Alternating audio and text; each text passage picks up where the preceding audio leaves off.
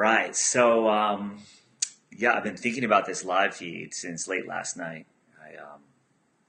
This is actually the first live feed in a really long time that I've been feeling like a little bit vulnerable about getting on, and I've found myself procrastinating most of the day because I've realized that as I get more raw, as I get more vulnerable, as I let the things that I hide about myself out, and I speak the truths about me and what my experiences are.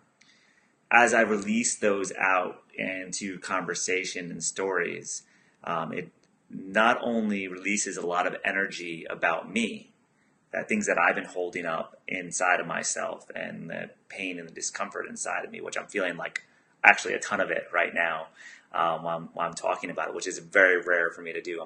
I'm pretty often very confident what I'm talking about, and I usually don't speak unless I really, really know my stuff. And I talk about the highlights, the great things that are happening in my life and great things that have happened to me.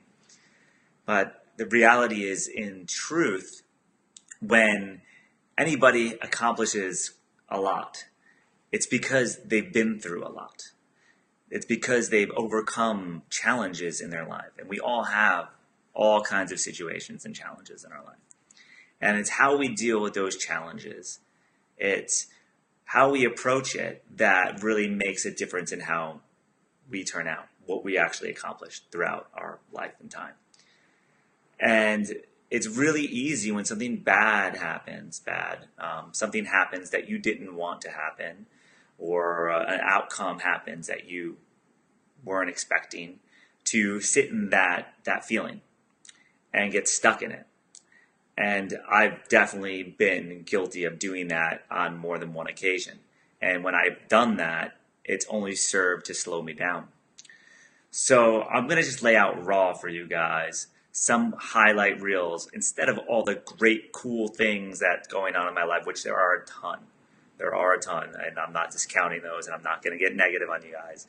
What I'm going to do is actually break out some things that happen in my life and that really made a big dent on me, and how those formed beliefs for me that actually limited me. But when I was able to overcome those beliefs or change things, how they actually came to serve me. And that's really what happens with all of us, is the moment we figure out why our problems,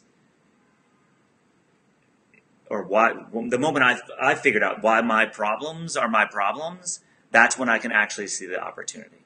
And this goes for everybody out there.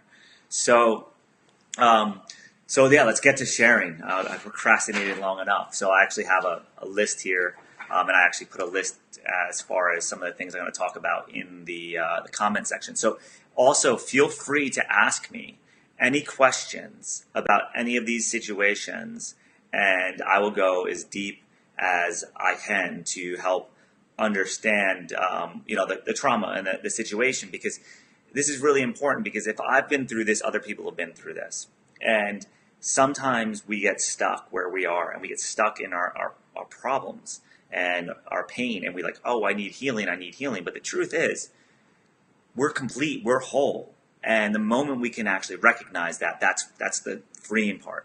So I'm going to kind of go in a little bit of chronological order, but I might jump around. And if you have a question, just comment it, and I will absolutely jump in there. So the first major trauma that I can actually remember is when I was 4 years old, and I was eating a peanut butter jelly sandwich and drinking a soda. And I still love peanut butter and jelly. What happened was, as I was picking up my soda, a bee came and landed and stung my tongue. Within moments, everything went black. I remember very clearly standing and just falling to the ground. I don't even remember hitting the ground. I just remember just dropping out of my body and going to this other place. And I don't remember seeing a light, but I felt like a feeling of belonging there. And what actually had happened was, I was severely allergic to bees, and I died. And I remember waking up when they put the needle in my heart I think that's exactly what happened. And I was in an ambulance, and I remember just seeing us going through a red light, looking out the back window, and actually just seeing that us passing through the intersection and seeing the light was red, and then falling back to sleep. Waking up with all kinds of needles stuck in me. And I ripped them out, all the IVs. Then they end up sandbagging me to this gurney at 4 years old.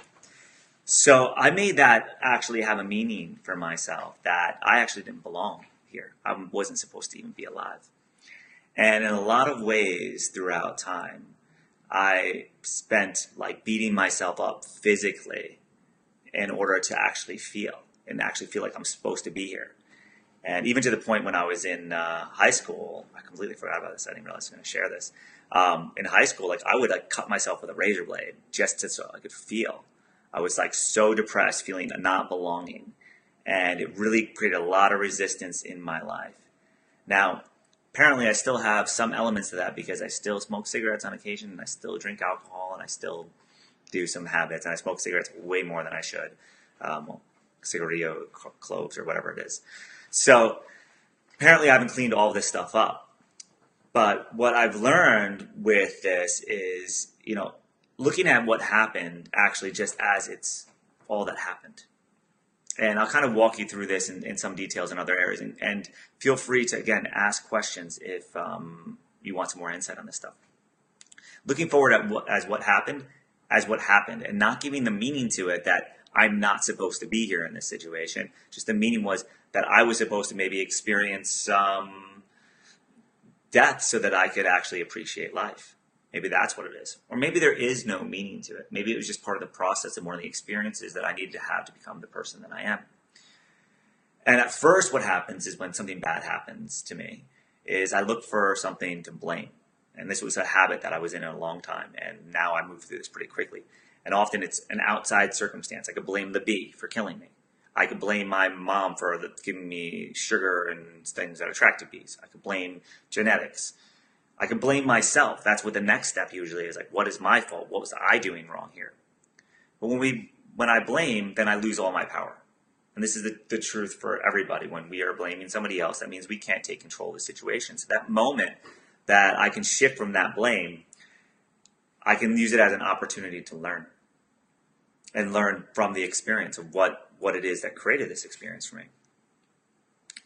So, once I've gotten to that opportunity to learn, then I can actually create a strategy to recover from the situation, create a strategy to avoid the situation, and then actually create a strategy to win.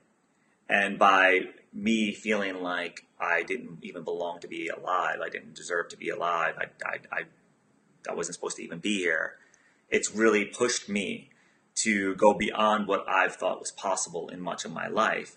Because if I'm going to be here, I better be big. I better play big. And honestly, I've been still playing small until very, very recently. I'm learning to play big. And a lot of people will look at what I've done and say, that's big.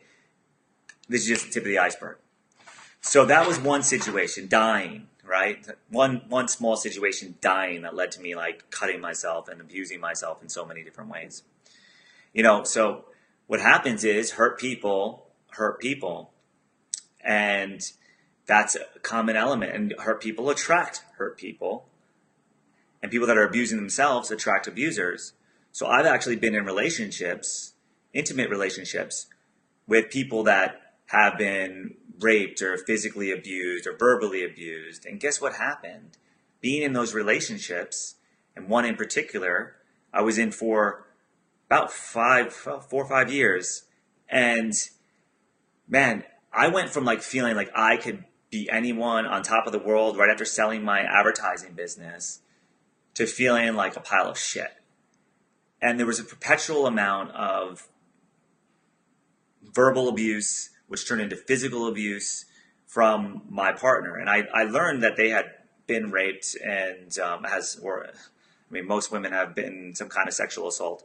And I learned that had happened to them, and I didn't know necessarily how to deal with it. And I said, I'm here for you, but this is something you got to process. I don't know how to contend with that. what I didn't realize was the amount of physical and verbal abuse that would be going on, and how this person would consistently be telling me that I was wrong for everything I did. Everything I said was it wasn't what I said, it was how I said it, and constantly everything out of my mouth got returned to me as like I'm not even worthy of speaking. And being in this relationship for that long led me to be into another relationship that was of the same caliber. And what ended up ultimately happening was it got to the point where it wasn't until one night where this particular woman, who's an amazing soul, like I know that her pain was really just what was happening, and I was drawing that out because of the pain that I had in me, and being the victim to that was the role I was playing. It was completely, codependent on my side. I know that now. I didn't even know how much pain I was in or how little I thought of myself at the time.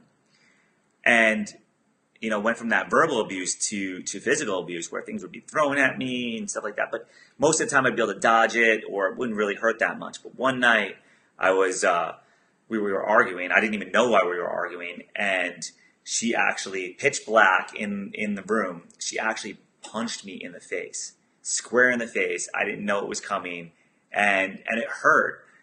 But what was harder was, as a man, I didn't know what to do at this point. Like, there was a part of me that just wanted to like wallop her and knock her out. And all I could think to do that was the safest was just like hold her and like squeeze her so she couldn't like do any more damage, so there wouldn't be any more fighting, and then just get the fuck out of Dodge, right? So it wasn't until that moment though that I actually even realized the level of abuse. And a lot of us go through this kind of stuff where people can chip away at us.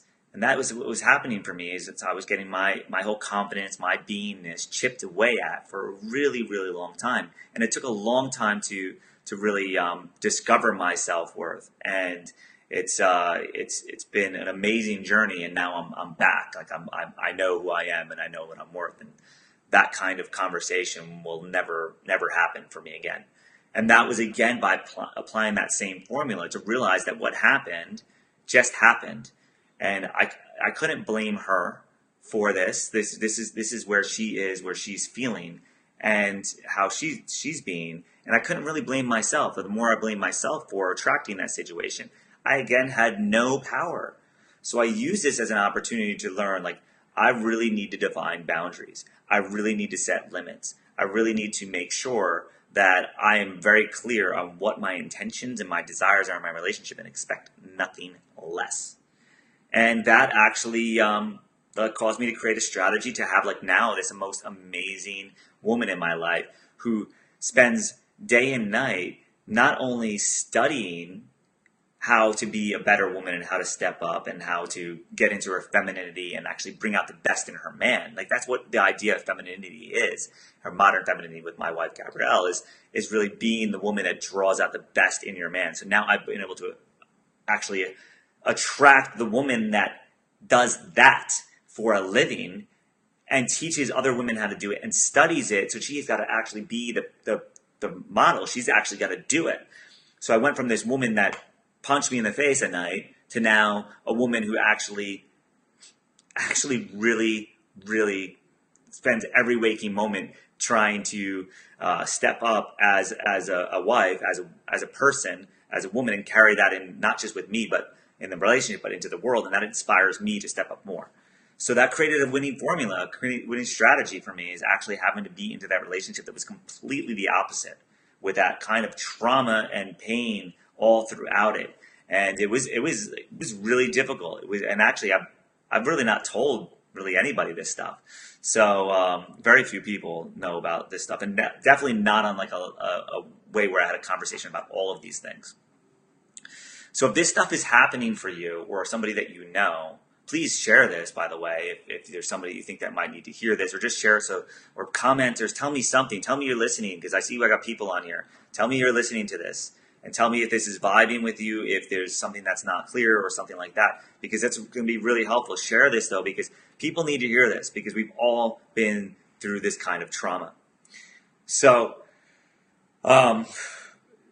next one's probably the biggest one, the hardest one for me to admit. So I'm gonna jump right into that, because As a kid, I was sexually abused. I had a babysitter that was like, I think maybe she was just curious what it is with dudes and how all this stuff works.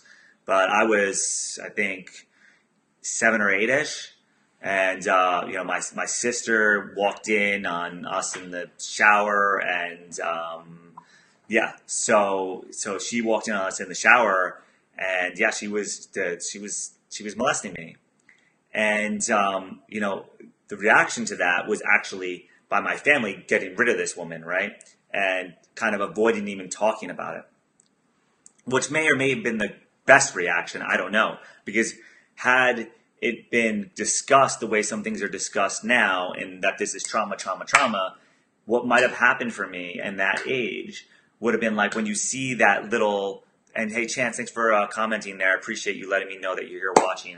And anybody else, please let me know if this is going on. So what happens though is when you see like a little kid fall down, they look back at their parents before they start crying. And when they know they have their parents' attention, that's when they start crying to get more attention, right? It's how they look at the parent's face and the reaction, like, and then the kid just starts crying because now the trauma is set into the falling down is bad. So now they've perceived that they should cry because now the parent is in that emotion state, and that emotional state goes off of the parent and hits the kid. So, maybe there was a better way to deal with it than my parents did, but I think it was just not talked about, and they got rid of that babysitter. But what happened actually for me was that because there was nothing ever rectified or discussed with this, and I didn't have any tools, I didn't think that this is what happened. Maybe I looked at it, what happened, and I made no judgment on it, which sometimes is maybe the most beautiful thing. But what also happened as a result of this is, later in my life, just a few years later, my sister had her girlfriends over. She was, 4 years older. And next thing I know, I'm playing house, and they tell my sister to leave. And then all of a sudden, these girls are molesting me. And I was just like completely confused with what was going on. And then that led to a time where I was partying in college. I pass out, and I wake up, and some dude is going down on me. So I've dealt with that sexual assault too, and the thing is, I guess my way of beingness around this and realizing that's just what happened is I just stopped. I stopped it right then and there and said, stop doing this. And told him to leave because I was actually at my place by that point. I'd gotten home. There was a friend that I had known for years. I didn't even know that he was into guys. He was older than me. I looked at him as a mentor. I thought he was like this really great, successful business person that was just like a lot of fun to be around. And next thing I know that, I pass out and he's going down on me. And that's what happened. And the truth of the matter is I could have blamed him for like taking advantage of me, but that would have let me sit into this like victim mentality. Whereas the reality that I ended up learning from this is don't pass out when freaking dudes at your house, like by yourself, and that may or may not have the boundaries. Like it's freaking crazy that would even come up. Like it's honestly, it's really, really crazy to me that this would even show up, right? And the thing is that this was happening to me because I had never learned to establish boundaries about me and my sexuality and who I am and all of those things. So that actually taught me a winning formula to make sure I'm very upfront about what my intentions are, who I am, and not allowing people to cross those boundaries, and being very direct when they start to cross those boundaries. Because when people want to get something out of you or get something from you or want something in some way, and that's perfectly natural. People want stuff from other people. They want to be seen. They want to be loved. They want to be heard in all kinds of different ways. They want to be experienced. Without setting my boundaries and making those clear, there's no way for somebody to know besides societal norms. What are societal norms? It's like they're different any society, any culture you go into, any world you go into. And I didn't even realize that I was playing in this other culture. So now when I present myself, I make it very clear what my intentions are and what is okay and what isn't okay. It's also taught me a winning formula of actually being able to speak up and say, yeah, I want more of this, and I don't want any of this. Like this is how I want to live my life. This is what feels good to me. This is what feels bad to me. This is who I am and who I'm being. And that actually, as a result, creates this winning formula where I can explore sex in ways and that people cannot, and have intimate experiences with my wife that I would love to tell you about. Some amazing stuff that we've learned with Tantra and sacred sexuality and all those things, and how we've expanded our sex life. And maybe at some point she'll be down to have that conversation, but since it includes two of us, I have to respect her wishes. But this is, again, not trauma based, so it's not really the scope of this conversation, but it's definitely an expansion. It's definitely opening up the possibility, and societal norms are bullshit. They're just holding us back in many ways. In some ways, if it resonates with you, just keep with it.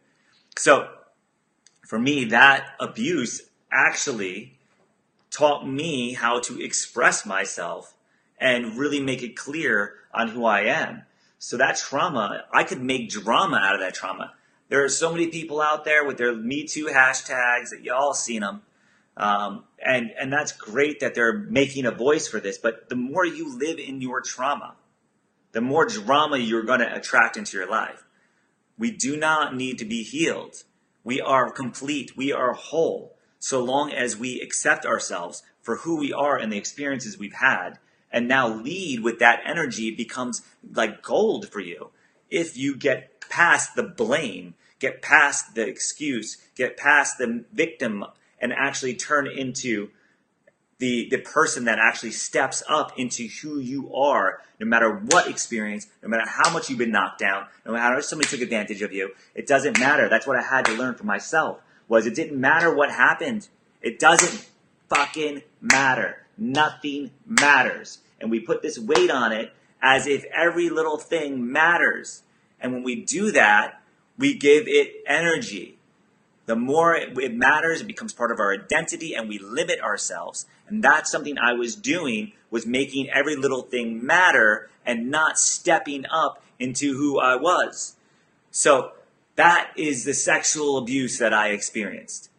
Now, believe it or not, I've actually had like ridiculous amount of racism come at me. And you might be sitting there thinking, well, what does this white dude from Westchester County know about racism? Well, I'll give you news. I'm white looking, but my grandmother is Puerto Rican. And that was the most culture that I got identified with. So I actually identify as being Puerto Rican more than the lost heritage on the other side. I know there's some Irish, maybe some like Latvian or something like that, so Eastern European.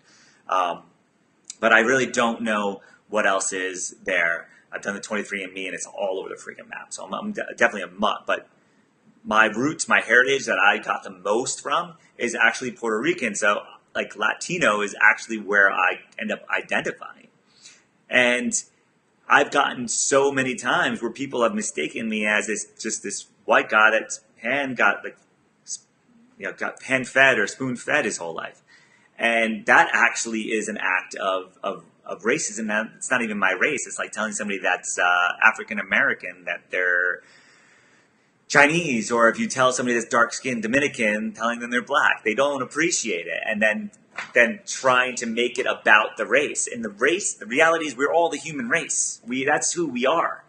And, it becomes, when somebody starts attacking you for that, they put you into a box and then limit you. But the reality is, when that happens to me, I know that's an experience that they're having.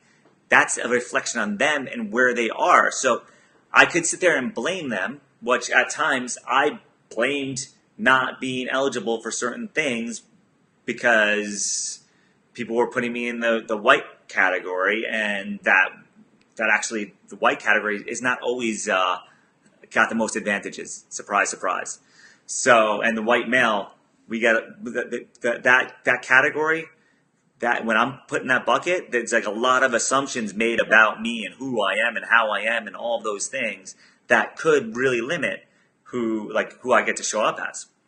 However, by not blaming others for falling into that trap, it allows me to express myself again in what is going on with me and how it's showing up for me. And it creates a winning formula for me to now come in at an angle where people never would have seen happen, and be able to express myself like, whoa, okay, you actually do have this other cultural component to you, and it builds a certain level of trust and respect. And when you don't judge somebody, or when I don't judge somebody for pigeonholing me, guess what happens?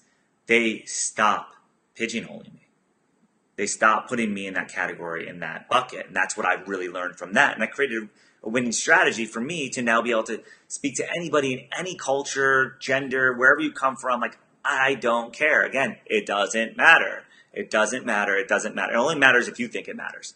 And that's what ends up holding someone back. If I think it matters, it's going to hold me back. If you think it matters, it's going to hold you back. So again, questions, comment, let me know if you guys like any kind of thoughts that you have with this stuff. And again, share this because people need to hear it. It's not that they need to hear it from me. It's they need to hear that everybody goes through trauma, and stepping out of your trauma is how you avoid a freaking drama. So that is on that. And if you guys ask questions, then I can like really get even more engaged with you. So I really, really appreciate it when you comment and tell me like, whoa, what was that like? Or have me explain it. I don't understand what the heck you're talking about, Ian. Tell me that. So poverty. So this is such a funny one. So as you probably know, if you watch my channel, I'm multi-millionaire and I don't have to work or do anything on that side for the rest of my life. But it was not always that way. Actually, a big part of my life was not just being poor, but thinking I was poor. And it really stemmed growing up with my father. Every time I wanted something, the excuse was, we don't have money for that. We don't have money for that. We don't have money for that. And guess what? I just believed in not having enough money. Now, that really could have stopped me. And I see so many people that really get stuck in that mindset. And for some reason, and maybe it was just the knowing that that's what happened. We didn't have money. And the truth is we actually had more money than I knew, but we were okay. It was tight, but we got by. We weren't starving. There was maybe one or two times where there wasn't food on the table. So, and now I find out that it wasn't about money, even though I was told it was about money at the time. So I don't know what the true story is. So I could have like been stuck in that poverty mindset.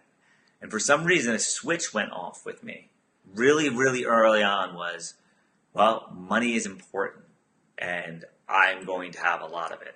I don't want to ever worry about balancing a checkbook. And I'm going to figure out a way to make that amount of money. So I actually was very successful, like right out of college, even through high school, I worked a lot. I had my first job when I was 8 years old. So it got me like kicked off, like really start making money and taking care of myself. What actually happened was I started making a ton of money. I got out of college. I was a salesperson, boiler room sales, making $14,000 a month, living in my parents' basement. And this is 98-ish. 98, I think it was. So that's a lot more money than it is even now. And living in your parents' basement with zero expenses, a car payment and insurance, $500 a month in expenses, $14,000 a month in income. I was living the high life, even though I would be doing 300 calls a day on the phone in a cubicle under those lights that we've all been under, those fluorescent lights. So I just thought, okay, now I've discovered this secret, this formula. And it's actually something that I'm teaching people is this formula that helps you to acquire wealth rapidly. And it's my Millionaire Prowess course. You guys will be hearing about it a lot soon. Now, what actually happened for me, though, is I decided, okay, I make this money, now I know how to do it. I left, and I learned part of the formula, not all of it at this point. I left, quit my job, and decided I'm going to travel Europe. So I did this, and I had an amazing experience for about 2.5 years. Two years amazing experience. And then for the last half year, I was so broke. I'm living in Sweden, and I'm actually on bostadsbidrag, which is equivalent to supplemental housing income. So basically, I had government-assisted paying my housing. It got to the point where like I couldn't go out to eat. I was eating blood pudding, which is blood pudding, literally translated, which was flour and the blood. So the total leftovers. That was like one of the main meals. That or svenska pannkakor, Swedish pancakes, which are like crepes with Nutella. That was like all I could afford to eat. And I was like really devastated because I went from having and making all kinds of money to now having nothing and not being able to do anything. My relationship as a result fell apart. My self-worth dropped to nothing. And I actually had to leave and go home and move back into my parents' basement, which was really humiliating for me because I had already made it. Or so I thought, right? So I thought I made it, and now I had nothing, like borrowing money from my parents to be able to get to job interviews, living in a basement, like was not a good thing. I felt worthless and helpless and just really beat myself up and really placed all the blame on my relationship or the system. Man, it's the system, or there's no opportunity in Sweden, or all this other stuff outside of me. And then I realized that it was actually the decisions I was making and how I was doing it. And I took that opportunity to learn the other principles that what I teach in my millionaire course, and actually go after making a massive amount of money so I could retire. And that created the winning strategy for me so that I actually was able to build a business that went from me having like nothing. I just flattened out, and then I went and took debt out immediately to start this business. And I had no choice but to win because failure was not an option. It's like the story of the captain who's leading his army, sails across the sea, and he gets to a place where they're totally outnumbered to get on the beach, totally outnumbered. And the first thing he does is he orders his men to burn his ships. And that's what I did. I burned my ship. Like I went and took out all my debt, used my credit card debt to be able to even just move into the place I was moving into. I moved myself out of Queens into Manhattan. So my rent went up. I had to furnish the place and immediately went into like $15,000 in debt. There was one option, and that was to be successful. And that failure, whatever you want to call it, that losing everything and having nothing and like not being able to pay my rent, not being able to spend time with my friends, not being able to afford a beer, not being able to eat good food. When I got back to New York, I was eating the street meat with all kinds of weird sauce covered on it just to cover up whatever probably rats that I was eating. And that learning experience allowed me to discover, well, there's the things that you don't want to do and make room for some other things. So I went back to the winning formula that allowed me to create a massive amount of wealth. It started off with creating out a very clear statement of desire of what it is that I wanted to have when I wanted to have it by. And then building out an actionable plan around that, as well as building some more fundamental and practical tools, which if you've read the ebook, if you guys read my ebook, let me know you read it. Let me know what you thought of it. Really just by implementing those practical exercises, some spiritual exercises, and really becoming that embodiment of wealth, rather than hanging on to the limiting belief we don't have enough money, I had to go and risk every possible bit of money I had so that I could actually now discover, like give up the fear of losing anymore. There was no more for me to lose. There was no worse situation I could be in financially, technically. Technically, if you looked on paper, there was no worse situation I could be in. I had to put myself in that deep of a situation to create the possibility that I could have every single thing that I wanted. Guess what happened? I got it and pretty much tenfold it. And after that, I had no purpose. I had no idea what I wanted. I was so confused and so lost that I had a little bit of a run of like celebration, and probably a longer run than I needed to have. But then there was nothing on the other side of it. And I got back to all those old beliefs. I don't deserve to be here. That's when the verbal abuse and the physical abuse happened in my relationship. Thank you, Ben, for commenting that. I really appreciate you. You're always part of the tribe here, and that means so much to me. I see Anthony's on here too. I think Chance, I've seen you a few times on here. So if you're on here, let me know. I know there's somebody else watching too. So Yeah, so poverty became a mindset, and what happened was once I accomplished all of that, I started losing. I started another advertising business, which was wildly successful financially, and I was miserable doing it. I sold one, and then I started doing it again, and I don't know why I thought that this would be a fun thing to do. Actually, I never thought it was going to be a fun thing to do. I just thought I could make money easily from it, money that I didn't need to create. So I had no purpose behind it. I ended up passing it on to somebody that definitely had no purpose. I didn't translate a good vision. I didn't train him properly. I didn't invest the time into it. That thing tanked, and it made me feel bad. Then I went around the country and built real motocross, invested probably $500,000 into that, and tried to build out this social network. And that didn't come to fruition in what the outcome that I desired it to be. So I felt like a failure again, business wise. And then I went and rescued Cycle Ranch and poured my heart and money into that. And that didn't come out to be the outcome that I thought it was going to be at the time. All the while blaming the riders, blaming myself, blaming the industry, blaming the sport, blaming the dirt, blaming whatever I could freaking blame, the weather, blaming God, losing God, forgetting now I'm just atheist. Forget it. God, obviously there's no God because there's no reason why I'd be treated like this, right? There's no higher power. There's a higher power. They wouldn't put me through all this crap. And I got stuck in that. I got stuck in that for a while. And guess what happened? My finances started tailing off like this. And my relationships continued to waver. Not just my relationships with, my intimate relationships, but also my relationships with my friends. They all crumbled. I got mad at them for not supporting me, even though they were supporting me. But I was looking for all the ways they weren't supporting and showing up for me. And I just alienated a bunch of people. I became a complete freaking asshole. And I got stuck in that victim mentality for a while. It got dark. It got dark. It got deep depression dark. And then I realized that I needed to make a change. Like I stopped watching Alex Jones and the Zeitgeist and the conspiracy theories and all that stuff that's out there. Like I was deep into that stuff. I was preaching that stuff. Like had survival shield and was worried about Fukushima and every other single thing. And not that these environmental things aren't necessarily real, but the reality is we create the chaos with our mind.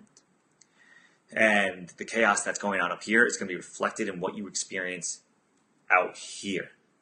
So now my purpose, my real purpose in every single thing has grown so much more because I've experienced this nosedive, this feeling of helplessness, feeling of like pain, feeling of like it's all happening to me. And then as I started climbing myself out of that and realizing, actually, this is all happening for me. This is all happening for me to learn. It's all happening for me to go through this stage, to grow and develop. And Ben, I know that you had a pretty big accident that was transformed your life, where your frontal lobe is completely affected, and here that thing could limit you. And for a while, I know that it did limit you in so many ways. And now you're turning it into like, doesn't matter. You're still getting it done and doing what you got with it, and you become a complete inspiration, completely different guy now that over the last few years. And I see that. And now my purpose has grown to like teaching other people how to actually use this guy. Actually, that's not completely true. So one of the vehicles that I'm using of my purpose is to teach people using the power of the mind. I don't mean the brain, the mind, the part you can't see, to manifest whatever you want. The power of faith, the power of belief. Because the reality is my purpose is that I want to usher in. I'm intending to. My purpose is to usher in heaven on earth. And I'm experiencing tastes of it. I'm experiencing lots of tastes in it. And that's why it's so important for me to get vulnerable and tell you all this bullshit that happened to me. Because if I'm not able to express it or talk about it, or if I'm hiding it in some way, guess what? I'm not going to be able to usher in heaven on earth. Because it's there. It's a shame. It's secretive. It's whatever. It's negative. It's all that craziness. It's bad. It's really, really bad. So once I get it out, it's no longer bad. It no longer has any kind of hold on me. Even though I hadn't been acting in the victim state that I was, being able to share and express this stuff with you guys, I know is a clear release of any of that stuff that's holding me back. So I strongly encourage you to share your story, however you want to share your story, because it is an inspiration. I know that you've dealt with crap, and I know that you've gotten stuck in it before. It's happened in some area of your life, and maybe it's one or several of the ones I just talked about. Being molested as a child, perpetuating to sexual assault, bee stings, dying at 4, business failures, and now I'm like just killing it with what I'm doing business-wise. Like now San Antonio is bringing in the street outlaws from Discovery this weekend. This is totally a result of the changing and thinking up here that these opportunities start to create, and releasing these limited beliefs, releasing these stories, releasing this pain, and letting people know what's actually going on, what has happened to me, and now realizing it hasn't been a bed of roses. Maybe it's been a bed of roses, but it kept all the thorns, and I've had all those problems. And I didn't even get into the accidents. I mean, I've broken my back, broken my collarbone several times, both wrists. I punctured my lungs, broken ribs, been in the ICU several times. I've been like borderline addicted to pain pills, where I was so constipated I thought I was going to die because I didn't have more pills to get myself out because I was taking too many pills. It was dark. It was really dark. And the moment I could change was with the moment that I realized this is what happened. There's no meaning to this. There is no blame for this. This is just the experience. And the moment I let go and realized that this is just the experience, and I surrender to that experience, or I actually like the word allowance more than surrender, whatever resonates with you, and I allowed that thing to be true, and whatever it may be, guess what? It gave me an opportunity to learn. And when I got that opportunity of learning how to heal myself, or how to recover, how to be able to avoid repeating those mistakes, how to develop a strategy to win around it. And the strategy to win automatically comes the moment that you open yourself up to just say, you know what? It is what it is. And truly say it is what it is, with no anger, no blame, no frustration, no more forgiveness necessary, because you've already forgotten. You've already forgotten that it hurt. I just know that it happened now. And that's why in my speaking about this, I could have been bawling my eyes out. But I don't need to. I'm whole. Those things happened, those things made me or helped me to learn. They were instigators, they were disruptors, so that I didn't just act in some other way. And I got to act into this formula that now provides so much abundance in my life. So that all being said, I'm looking for ambassadors, people to support me and stand with me in ushering in heaven on earth. So if that's you, let me know, comment it. I'm going to be talking a lot about this. This is big. This is important. Heaven is here on earth. We just need to choose to see it, make the right intentions, to clear our garbage that we're carrying around. Garbage. It's not even baggage, it's garbage. I did it for long enough. Done doing it. And as I've been doing it, not only has my body gotten better, my mind has gotten better, my opportunities have gotten bigger, my choices have gotten clearer, and there's no more fear. There's no more fear. There's no more need for safety. I'm not even looking for safety or survival. That becomes like old news. And now it's about creating what I was born here to create. So thank you guys for tuning in. I'm going to tap out here unless somebody pops up with any questions in a moment. But I really do appreciate you joining me. And please share this. I know 45 minutes. And believe it or not, you probably see the energy in me. I didn't sleep very much last night. I'm exhausted right now. And I feel like even though I'm so incredibly tired, like I could close my eyes and probably fall asleep on you guys, I have more energy than I've ever had in my life. I have more clarity than I've ever had in my life. And I want to help other people along with that show. other people to be able to come and experience that if they're not experiencing it. And I want people to call me out of my bullshit. If I'm bullshitting, if I'm not being 100% authentic, feel free to let me know, and I'll drop it out, because I've got blind spots, and those things are getting uncovered soon. So thank you guys so much for joining in, and those of you that commented, liked, or shared, I really, really appreciate it. Give you so much love. So Ben, how do I do that? So I'll stick on here. How do I do what specifically? Get the energy level, or what? What is it? What is it that you're looking for? How do I do what? Get the energy? I'll assume it's that until you comment something else. It's really by a culmination of things. But Jesus said the body is a temple, and if we treat it as one, then guess what happens? It becomes one.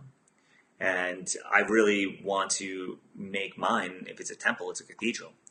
So when you are going to cathedral or church, you don't leave garbage behind. You don't sin in church. Whether it's you don't say anything negative. There's no negativity in church. Like, that doesn't exist. It's a presence. You are there. Presence is a key component. And making sure that you, and when you're learning this, if you haven't culminated a high level of presence, high level of awareness yet, it can feel very exhausting to do, because normally our mind is going in so many different directions. And what happens is, like, I just did a video for me, like I did this mind map thing, and I had 5 thoughts at a time. 5 thoughts at a time. So that's exhausting enough, because you're using energy. Now imagine those 5 thoughts weren't all the same thought or in alignment with each other. Now I've got these conflicting thoughts going in 5 different directions. Okay, it's backwards. 5 different directions going, and I'm trying to do one thing. It's exhausting. So getting that mind, realizing that mind, those thoughts, first of all, your thoughts, that's not you. It's not you. You have a mind. You are not your mind. You have a body. You are not your body. You are the listener to those thoughts. So if you can resonate and buy into that and believe and start practicing that. So as those thoughts come in, that's why you don't have to judge them. They're not you. They're just ideas being thrown at you from different places in the outer sphere. It's actually coming up from your body and beliefs that you've created, but it feels like it's coming from out here. It's really just different possibilities and options and beliefs that you've been trained to believe. And if you can start to realize that is not the truth, that's just conditioning. The truth of who you are is just the listener. So you don't have to judge those thoughts. You don't have to beat yourself up for thinking that. You don't have to think you're the best person in the world for thinking that. All you have to do is listen to those thoughts and just observe them. And the ones that feel good, if they bring an emotion into your body, guess what? If they bring that emotion that feels really good, carry that thought. Maybe push yourself to think that thought a little more often and take up some space. And if it feels bad, just know that it is not true. No, it's not true, and say, that's interesting. Wonder where that one came from. And you might figure out where it came from. You can do belief hacking stuff to get there. I got videos on that. It is an effortful process to get into this zone at first. And then you hit a tipping point. But where else are you going to spend your effort? Trying to do the five thoughts at once? That's what I was doing, trying to do the 5 things at once. And every time I was doing what I was doing, I was thinking there was something else I should be doing right now. And then I wasn't even fully present, even though 2 seconds earlier I was thinking that I should be doing the thing that I started doing. And now I start doing the thing that I was doing. And I'm like, this is not the thing I should be doing. I should be doing this other thing. I know that I'm not the only one that does this. I think we all do this a lot. And then we sit there and beat ourselves up. And then that causes energy. So very, very clear component is, getting this beast under control. Of course, taking care of yourself physically, making sure you're eating the nutrition that you need to eat. And actually, less is more. When we are fasting, we create more neural pathways. We actually have more energy. So if you can get into intermittent fasting, check that out. That will definitely heighten your energy. And just doing some exercise. And there's a lot more, but that's not the scope of this video. But we can maybe I'll put that down, and I'll do a video on how I create massive energy and actually build that out for you. So start with those. See how that works for you. Let me know. Give me feedback. Send me messages, and please be sure to share this with anybody that you think this might resonate with. Thanks again so much for your time. I really, really appreciate you. Welcome to Heaven on Earth. Have a great night.